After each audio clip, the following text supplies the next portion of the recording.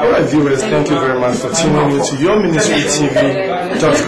My name is Ibi from Gomoa, represent you tonight. I have the privilege to interview Dr. CUDJOE, who will be representing Gomoa East constituency, the upcoming general election in Ghana.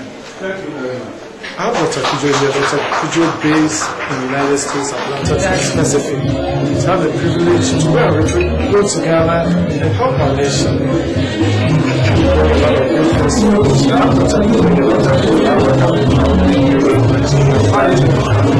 I'm very pleased to have you on this show.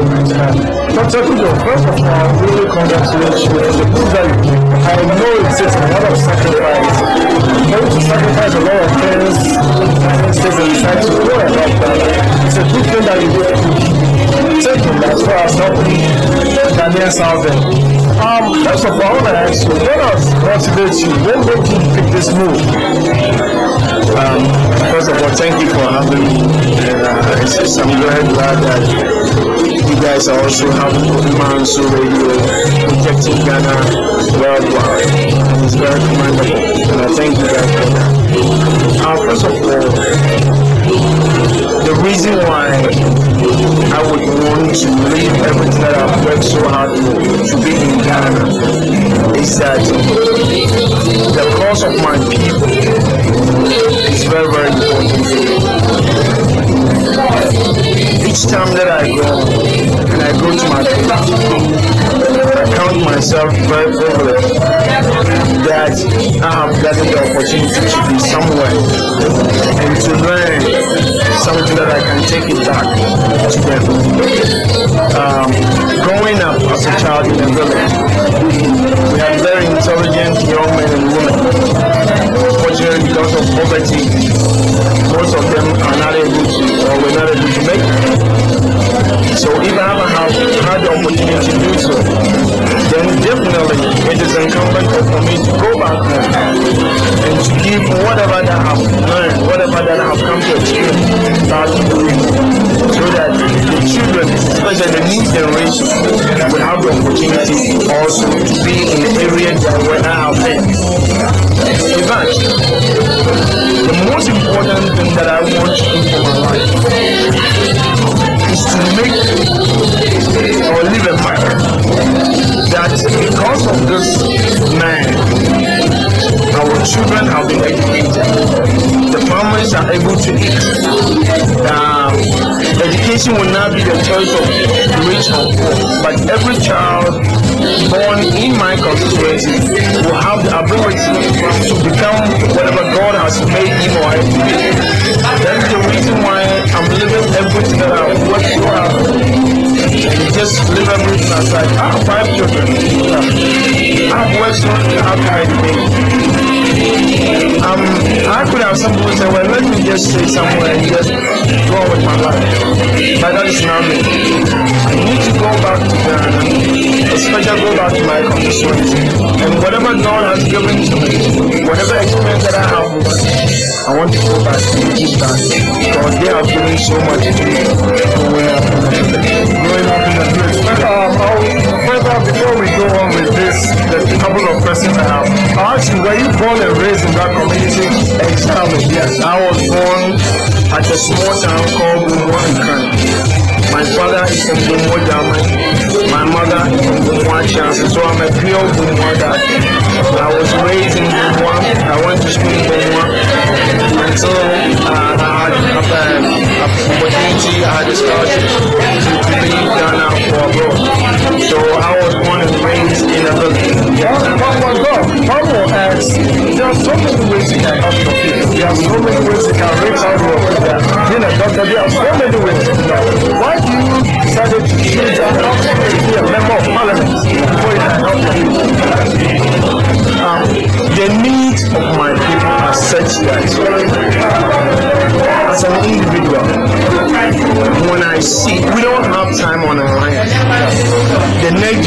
is coming.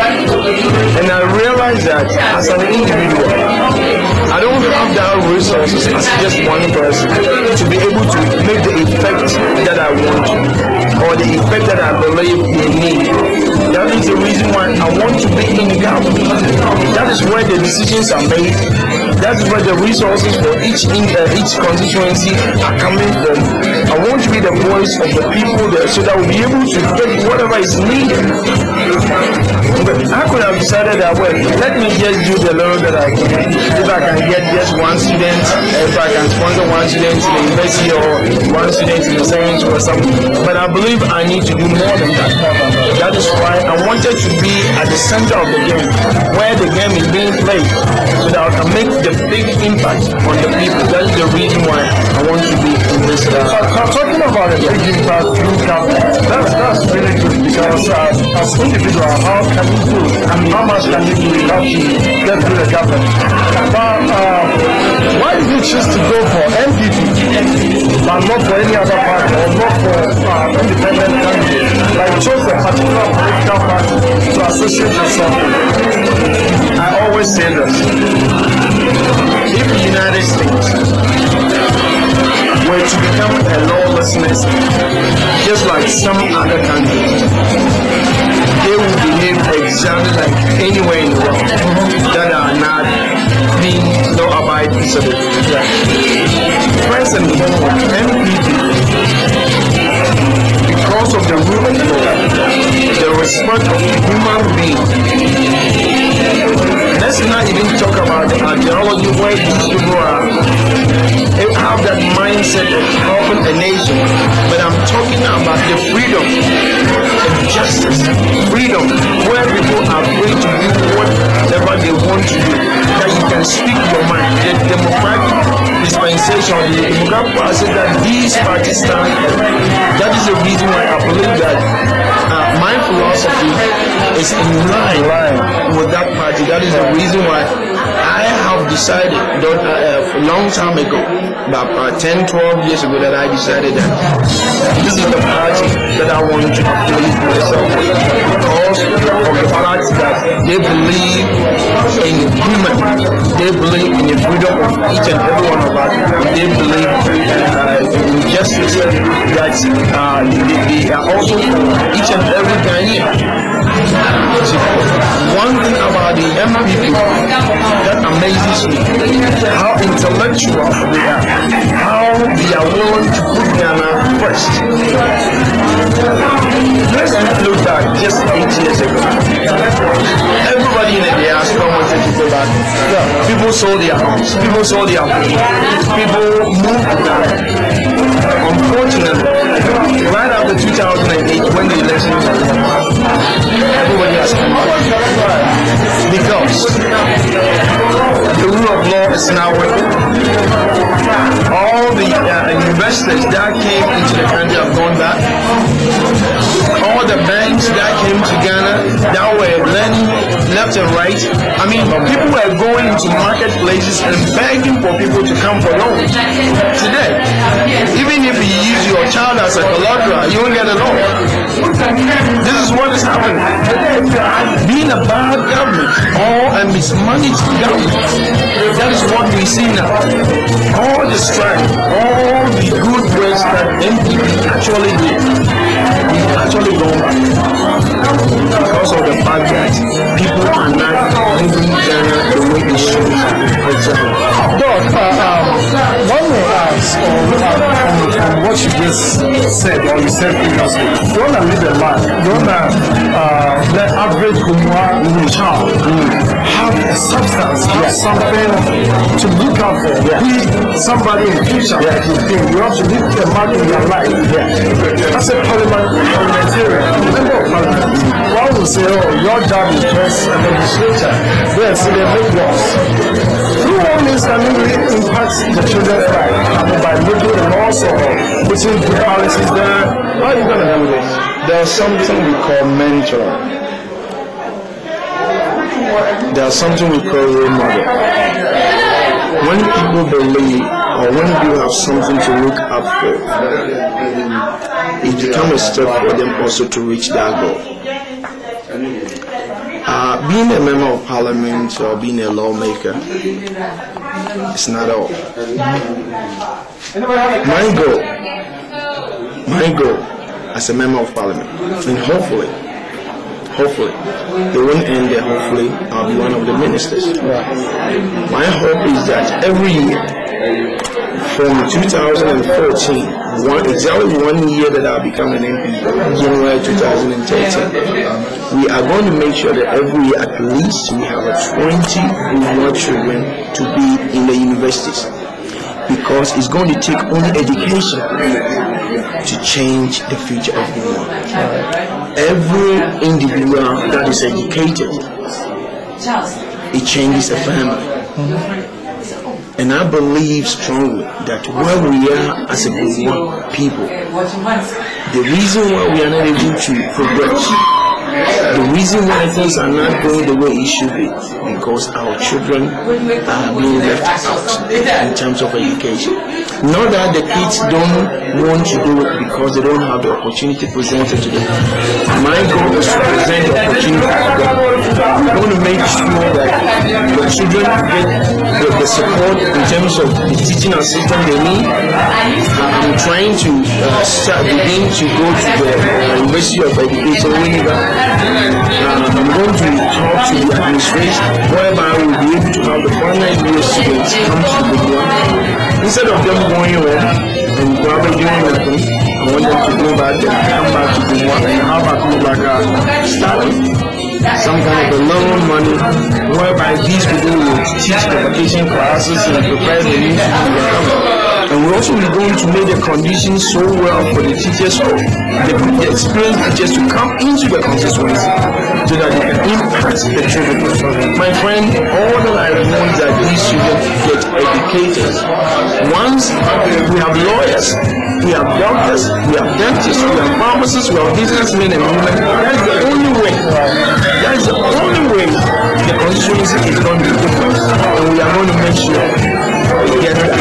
It is that and Gomoa will be a different place. And we are all going to be happy that they have the CUDJOE. I'm happy so far for the great thing you want to do for more people. But as we continue this interview, you agree with me that Africa as a whole is a very rich continent in terms of resources, and to be specific, Ghana. Do you anticipate any resources that you can capitalize on in the Gomoa area? That's a very good question. Gomoa has been blessed with two areas. We are on a coastal line. We are also rich in terms of farmland. In fact, I would say about the 90% of Gomoa people are farmers. We have fertile lands everywhere. When you go to Accra right now, the saddest thing, almost all the kids that are selling ice waters, changes and everything there, once you go to an ask, the most of them are from Gomoa. They are running to Accra to find a better life, which doesn't exist. There are farmlands there. We can try to capitalize on that by making sure the farming community are boosted by a way of bringing in more capital investment, that people will come and do extensive farming. Let's take for instance, when you go to areas like Accra, areas in my area, they grow pineapple. These pineapples are sold at a cheap price for pineapple drinks elsewhere abroad. Why don't we just put the factory in there so that we'll create an employment for the people and make money there? We have now straight from north, east, south and west. We can have cows, we can have big farms, we can have extended farming. I mean, make everything. All we need is to make sure that the people will have the tools and the resources to be able to do that. And that is what we are going to do. And in terms of the coastal area, beyond what is facing, Akoto-Sekyere were sent to the banks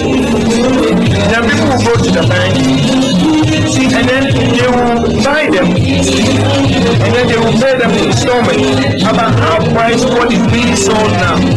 So a lot of people had the chance to acquire the Akoto that will be able to go and make more money and be able to feed their family. Now, one Akoto is about 70 million. Once it was only about 30 million. Before administration. Now people are not able to buy. We're going to make sure that it becomes affordable again. We're going to help the people with small loans where they'll be able to get all the equipment necessary